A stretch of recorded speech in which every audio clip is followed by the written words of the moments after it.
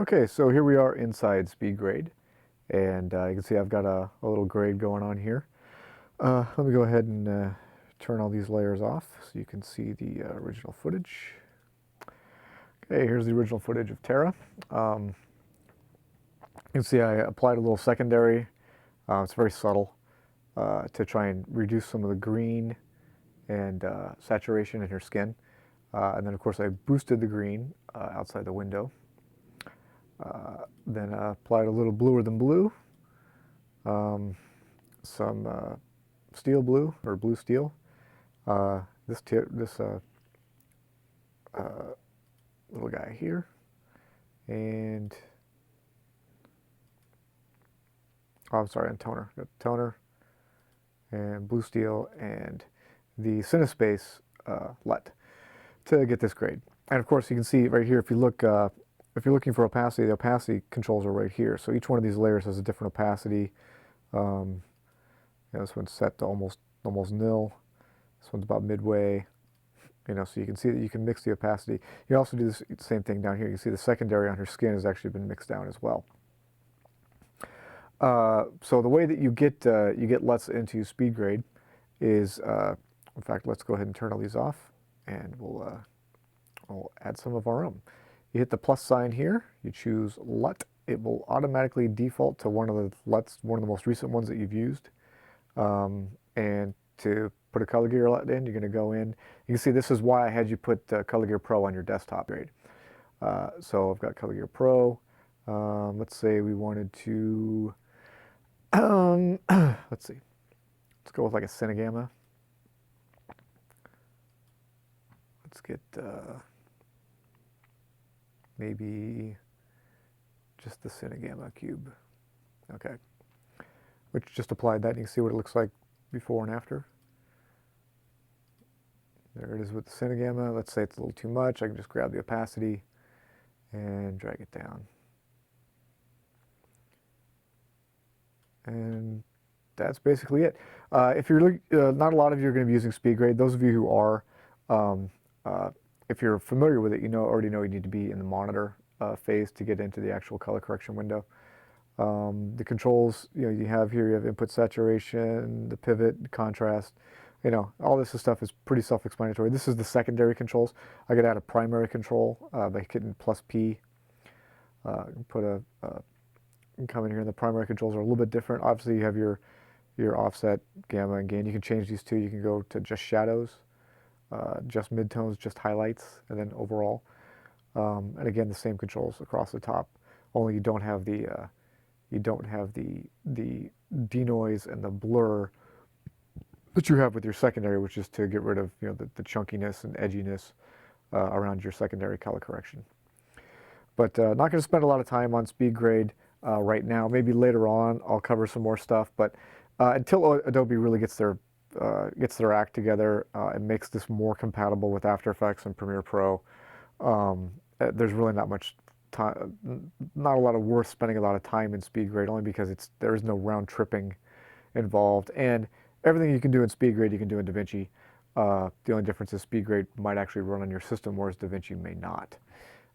So in that event, I'll be going forward and actually doing some Speedgrade tutorials. But for now, look at the how to work in ColorGhear tutorial done in DaVinci, and everything that is presented in that will apply to Speedgrade and Premiere Pro and Final Cut Pro and After Effects.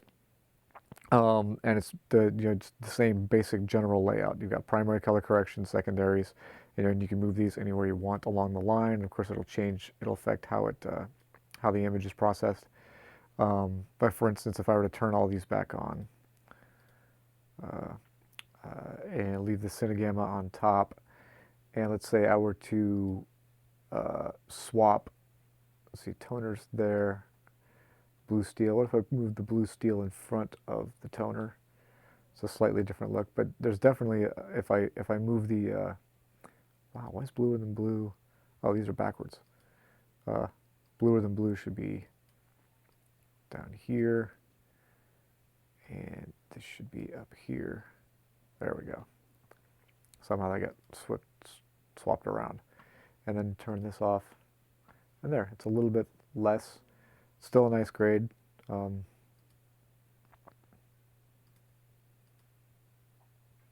and of course, our, if we just wanted to work in without importing any ColorGear aspects, if we wanted to work in here, we could, of course, let's say we wanted to go to the shadows and say, lift shadows a little bit.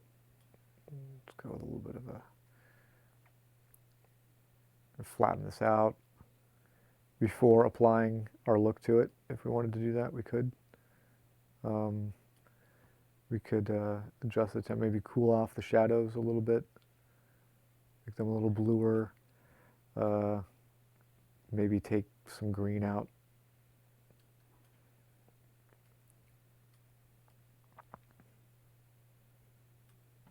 I'm just grabbing these and dragging them.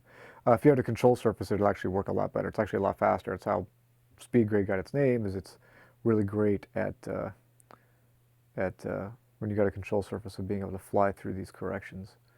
Again, I'm only adjusting the shadows right now. This is the pivot for your, come on, show me what we're doing. For your, you have the pivot in DaVinci as well. Kind of defines your midpoint. This is like the same thing you do in Color Finesse when you define where your shadows and midtones and stuff all begin and end. But this one's done with a slider. And then input saturation, you can drop the input saturation. You have two saturation controls, input and output essentially. So you can lower the saturation of the initial image.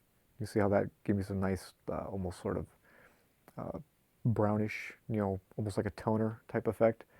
And then you can, once you've got that adjusted, you can adjust the final output of the saturation. I don't want to do that. I want to bring that back down. But then overall, I do want to boost the saturation of the whole image just a little bit.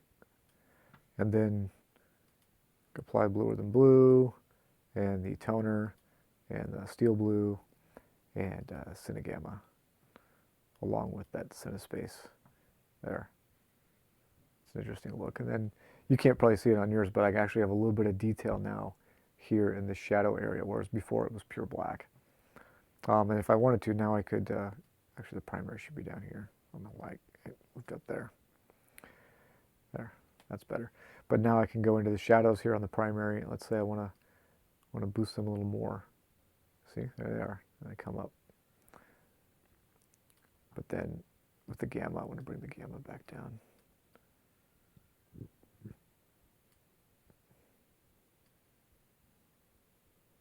A little bit of definition now in the shadows, really nice. But this is the kind of stuff you can do in Speedgrade. You can also do this in DaVinci as well. But that's basically it for Speedgrade.